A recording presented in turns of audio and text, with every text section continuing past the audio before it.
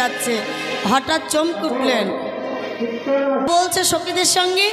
আর এমন সময় তার প্রিয় সখী, হ্যাঁ, ললিতা, বিশাখা, চিত্রা, চম্পকলতা, এরা সকলে এসে রাধারানীর কাছে দাঁড়িয়ে আছে। কিরে রাধে, কিরে, কত বেলা হয়েছে দেখতে পাচ্ছিস না? এত বেলা হয়েছে, স্নানে যাবি না? কি গো মা, এতটা বেলা হয়েছে, স্নানে যেতে হবে না? স্নানে যেতে হবে তো। রাধারানী বলছে, হ্যাঁ রে শ্যামলা, ও বিমলা, ও মঙ্গলা, তোরা রাগ করিস না বাবা, তোরা রাগ করিস না। মানে বুঝতেই তো পারছিস, শাশুড়ি ননদির ঘরে বাস করি। আমার শাশুড়ি এসে যদি দেখে এখন আমি তোদের সঙ্গে বসে আছি, তাহলে আমায় কত কিছু বলবে বল।